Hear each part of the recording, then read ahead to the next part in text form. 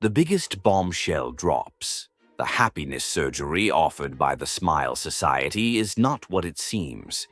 It involves implanting people with the flesh of abominations of abundance, turning them into ticking time bombs.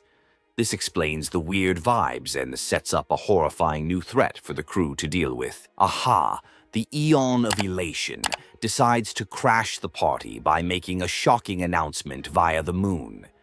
The winner of the Fantas games won't just get a temporary power-up, they'll become the new permanent Aeon of Elation. This raises the stakes from a friendly competition to a cosmic power struggle.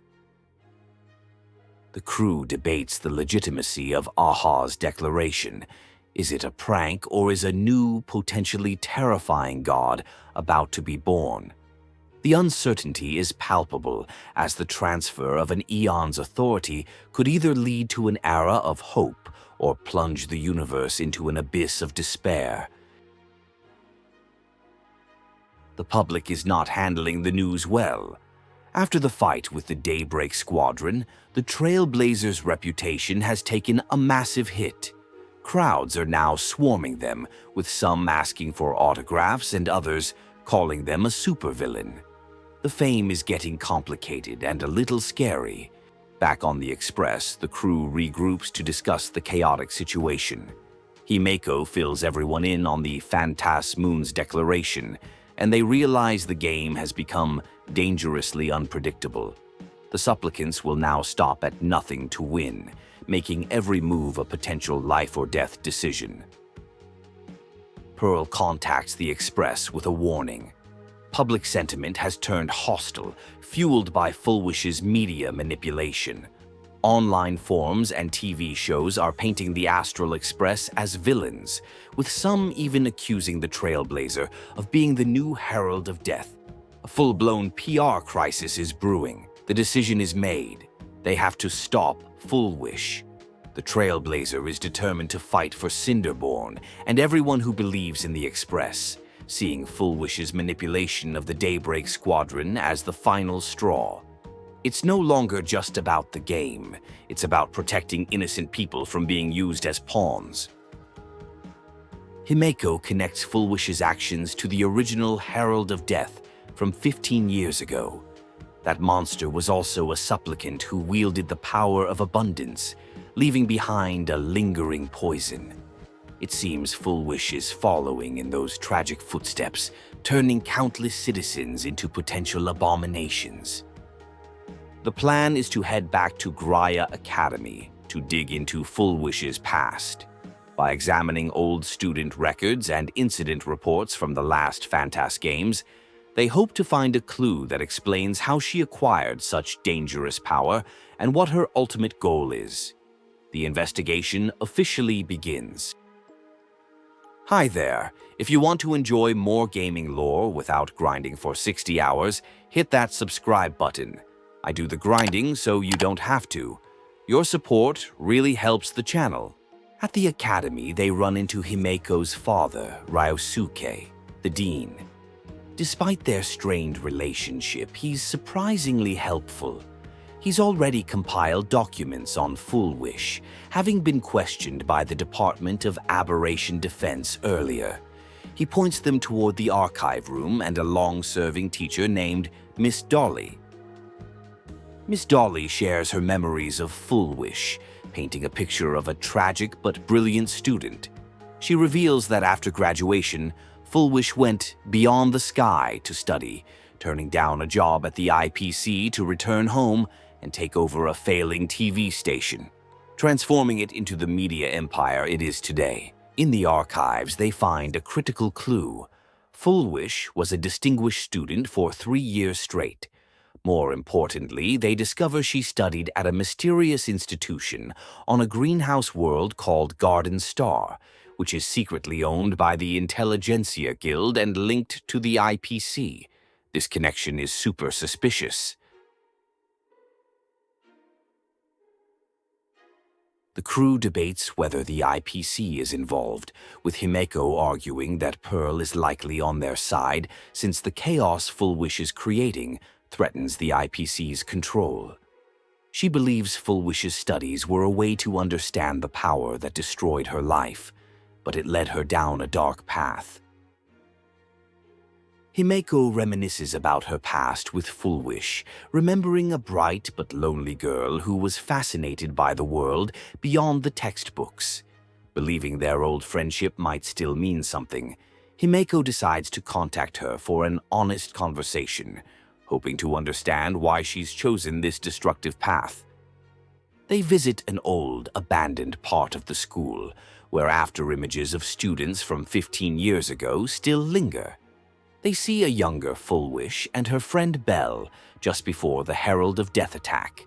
This moment of peace is shattered when the adult Fulwish appears, setting the stage for a dramatic confrontation. Fulwish reveals her trauma, explaining that the scars from that day never healed. She sees Himeko as someone who escaped unscathed and achieved their dreams, while she was left behind. She frames her plan not as a cure, but as a way to tear open old wounds and force the world to see the truth. The confrontation turns into a media spectacle as Fulwish reveals a hidden camera crew. She launches into a televised speech, painting herself as a savior for Planarcadia and framing the supplicants from beyond the sky as oppressors. She formally announces she's joining the Fantas Games to reclaim the world's happiness. Fulwish issues a public challenge, a televised debate at her TV station in Seafeld City. She frames it as the only way for the Astral Express to defeat her in front of the public, effectively trapping them. Refusing would mean accepting the public image of cowards and frauds. Back on the Express, the crew watches Fulwish's propaganda machine go into overdrive. News reports praise her as a local hero while demonizing the Astral Express. They realize the debate is a diversion, a trap she wants them to walk right into. The question now is how to respond. Himeko decides to accept the challenge, but on her own terms. She's not going to debate. She's going to expose Fulwish and her twisted definition of happiness. To do this, she needs help, specifically from someone who understands the masked fools, Sparxy. The plan is to uncover Fulwish's hidden identity. The scene shifts to Yao Guang and Evanescia, the Fantas Games referee. Evanescia reveals she's been forced to become a supplicant, a move that only Aha could pull off. They realize a powerful, unknown entity is manipulating the game from the shadows, an entity with a deep hatred for the laughter. Sunday arrives with news about the happiness surgery, confirming it uses the power of abundance. This makes Fulwish a dangerous variable. Realizing the gravity of the situation, Yao Guang and Evanescia decide to team up and head to Seafeld City to investigate the source of this power. On their way to Seafeld City, Evanescia reflects on the planet's history. She reveals that the vibrant harbor was once a desolate wasteland destroyed by demonic legions. She made a promise to a painter to preserve everything, which is why she continues to oversee the Fantas Games, savoring every moment. Yao Guang uses her divination powers to scan the fates of the people in Seafeld City. To her shock, instead of the red calamity slips she expects, she sees wheel slips hanging over everyone's heads, signifying peace. This confirms that a powerful supplicant is interfering with her abilities. The citizens of Seafeld are eerily synchronized in their happiness, protesting the Astral Express with smiling faces. Their emotions feel rehearsed and compulsory, a twisted form of happiness etiquette. When confronted, their friendly demeanor instantly flips to hostility, revealing the fragility of their manufactured joy. Evanescia feels a faint, familiar essence resonating within the people of Seafeld City. It's a power that was once shattered and nearly extinguished, but has been quietly waiting to reawaken. She concludes that most of the city's residents must have undergone the happiness surgery. Evanescia decides to issue an executive ruling against the supplicant who is breaking the rules. To do this, she must retrieve a sacred instrument. She leads Yao Guang through an illusionary forest created by a painter long ago to a hidden sanctuary where the instrument is kept. The sacred instrument is revealed to be a literal ruler called the Spirit Branch of True Law. Evanescia explains that it once took the form of a mountain-cleaving blade, but has adapted with the times. She prepares to use it to measure the supplicant's crimes and pass judgment. The ruler delivers a shocking result. Fulwish is not a supplicant. This means Evanescia cannot pass judgment on her. The real horror dawns on them. The mask doesn't belong to a single person. Countless supplicants are wearing it, spread across the entire city, and their numbers are growing. Just as they process this revelation, they are interrupted by the arrival of Dan Heng, Blade, and Luocha. Yao Guang immediately recognizes Blade as Ying Xing, a wanted criminal from the Shenzhou. The tension skyrockets as old grudges and new alliances collide in this hidden sanctuary. Blade reveals the horrifying truth. The happiness surgery uses the cells of Shuhu, a dismembered emanator of the abundance. Everyone who underwent the surgery has become a host, a part of a collective entity. Fulwish isn't the supplicant. Shuhu is, parasitizing the masses to be reborn.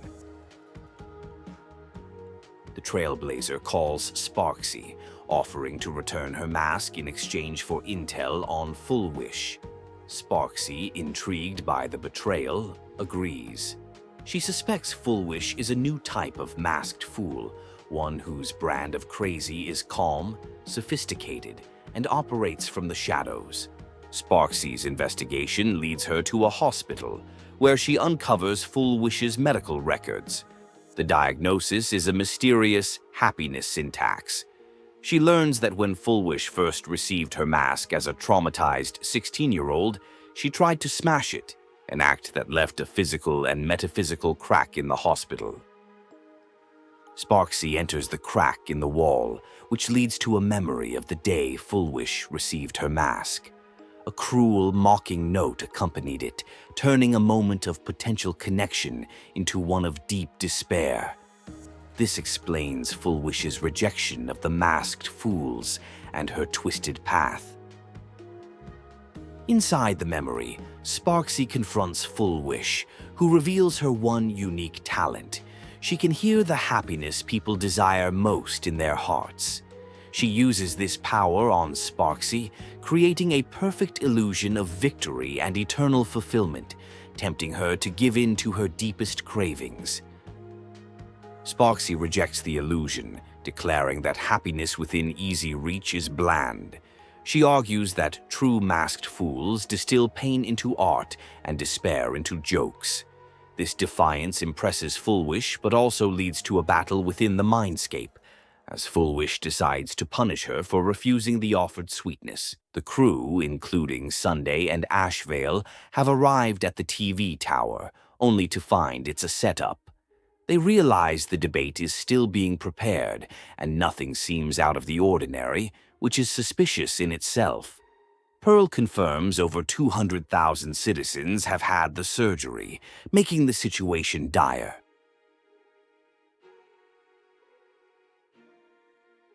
Sunday reveals his true identity and explains his investigation into the Sinwish Syndicate murders, which led him to Fulwish TV. He joined the Smile Society undercover, but found no clues about the abundance, only that members were being manipulated by a pervasive, manufactured need for happiness. The broadcast is suddenly interrupted by an emergency announcement. Fulwish has flipped the script, using pre-recorded footage to frame the Astral Express. She accuses them of colluding with Stellaron hunters and spreading the abundance infection, painting herself as the victim and protector of Planarcadia. The trap is sprung. Himeko realizes the debate was never going to happen. It was already finished before they even arrived. As the city descends into chaos, with citizens transforming into giggling abominations known as Joy Ascendants. The crew is now trapped in the TV tower, branded as public enemies. Yao Guang and Evanescia are in the streets of Seafeld fighting the Joy Ascendants. They realize the infected citizens can't be permanently killed. Their flesh just regenerates. Evanescia laments that this is just another common occurrence in the long, brutal history of the Phantas games. Evanescia reveals her true origin story. She was once a proud, undefeated sword dancer, a divine envoy of an eon of abundance. A meddler, Aha, severed her from her source and imprisoned her within the Phantas games to contain her terrifying power, forcing her to witness endless cycles of creation and destruction. Yao Guang makes a powerful argument, comparing Evanescia's fear of her true self to her own burden as the Arbiter General. She explains that the hunt and the abundance are two sides of the same coin. Without discipline, both lead to destruction. She gambles everything, putting her trust in Evanescia.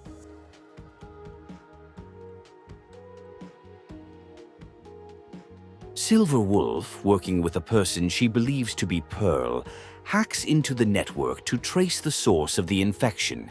She learns it's a happiness syntax broadcast from synesthesia beacons, activating the Shuhu cells in the victims. However, she's being manipulated by a mysterious villain impersonating Pearl.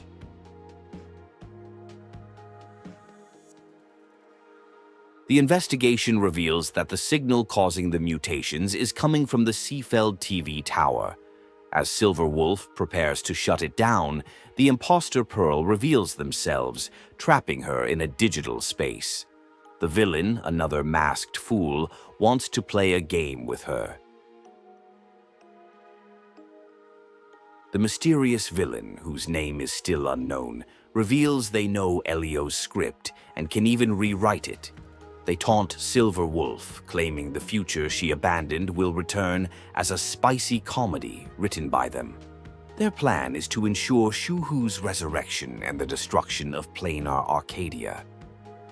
Silver Wolf sees through the villain's taunts and realizes they are using another supplicant's mask ability, ether copying. She reveals she was never fooled, having noticed a 23-second discrepancy in Elio's meticulously planned script for Kafka, which tipped her off that someone was interfering. Back at the TV tower, the crew faces off against the endless hordes of Joy Ascendants. Public opinion, manipulated by Fulwish's broadcast, is turning against them. Sunday points out that public opinion is a double-edged sword, and that if they can expose Fulwish, they can turn the tide.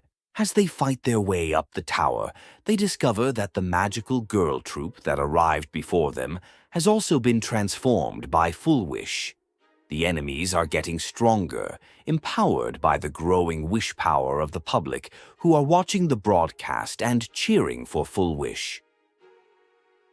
Dan Heng and Blade arrive to help, with Dan Heng now embracing his imbibitor Lunai powers. He explains that Blade is the key to stopping the crisis. If they can get him to the supplicant's mask, he can absorb the power of Shuhu from the 200,000 victims and end the transformations. Pearl contacts Ashvale with a crucial update from the now unstuck Silver Wolf. The infection is an emotional plague spreading beyond the surgery victims. She sends a data slice of Silver Wolf's hacking abilities to help them fight back against the source of the interference. They discover the true source of the enemy's power. Imaginate creations born from the synesthesia beacons of the 200,000 victims. These smiley faces are pulling the strings, making the Joy Ascendants stronger. Suddenly, the villain begins picking off the supplicants one by one, making them disappear. Silver Wolf appears in the nick of time, revealing she was never truly gone. She battles the villain's data clone, explaining that she formatted every byte of their data.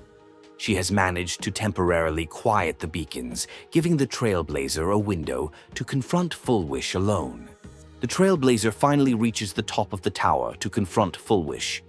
As they do, the public begins to doubt Fulwish's narrative, with some realizing the Astral Express is not the villain they've been made out to be. The tide of public opinion is slowly starting to turn. Fulwish admits she never planned on winning. Her true goal was to expose the absurdity of Planarcadia, a world that consumes tragedy as entertainment. She reveals her own trauma was turned into a reality show, Please Be Happy, where her suffering was scripted and sold for ratings. The day she discovered her life was a show, she received the masked fool's mask with a note that read, "The way you cried, you looked like a complete joke." This broke her completely. Her final act is to become the ultimate joke, forcing the Phantas games into an unending, unwinnable loop. Evanescia awakens her true form to pass judgment, intending to erase the Joy Ascendants and end the game. However, the Trailblazer stops her, refusing to sacrifice 200,000 innocent people, even if they are currently hostile. They are determined to save everyone, no matter the cost. Inspired by the Trailblazers' resolve, the fans from Star Rail Fest begin to fight back, their glow sticks shining like beacons of hope. Evanescia, seeing this, makes a pact. She grants the Trailblazer her power for 3 minutes, allowing them to absorb all the chaotic wish power and face Fulwish. Empowered by Evanescia and the wishes of their supporters, the Trailblazer unleashes a new form. They channel the power of elation in a positive way, countering Fulwish's despair. The final battle is a spectacular clash of ideals, with the Trailblazer fighting to prove that hope is not a joke. In the end, the Trailblazer defeats Fulwish. The people have chosen hope over mockery. In her final moments, Fulwish acknowledges her defeat, lamenting that it took 15 years for her suffering to finally end. She dies, leaving behind a world on the brink of collapse.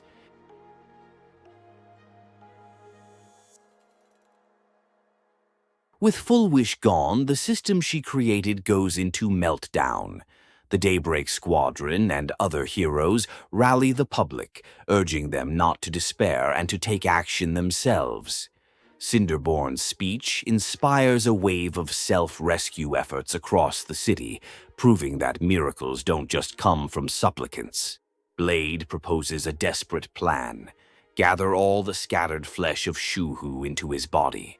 Sunday agrees to help, using his tuning ability to link the thoughts of all 200,000 victims and channel their fear into a lifeline, allowing Blade to absorb the abundance without losing his sanity. The plan works. Blade, with the synchronized wish power of the entire planet, absorbs the abundance energy just as Shuhu begins to awaken. With a final, decisive move, he ends the game, saving Planarcadia from becoming a demonic star. The crisis is finally over, but the cost is immense.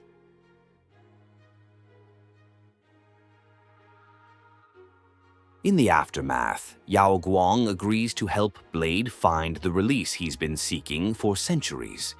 She proposes a dignified funeral for him at the end of the world in a painted canvas, where an entity sealed away can help him finally exact his revenge on Shuhu. Silverwolf reveals the truth of the final battle. As Blade absorbed the abundance, it almost transformed into a giant tree. She had to quickly compress it into his body, a feat only possible with Dan Heng's help in keeping Blade under control. They are no longer enemies, but temporary allies. The story concludes with Evanescia asking the Trailblazer for one last favor. She needs them to go deep into the world within the canvas and warn its creator, Graphia, that the demon lord from beyond has returned. An old enemy is manipulating the game, setting the stage for the next great adventure. The final scene reveals a shocking twist. The security officer, Kuchaiba, confronts Pearl in her office. Kuchiba is revealed to be the ninth supplicant and knows the IPC's true goal: to uncover the remains of the Eon of Finality, which are sealed away on the planet. The game is far from over. Gaming lore is long and confusing, but I break it down every week. Subscribe so you never miss a plot twist or hidden detail. Thanks for watching.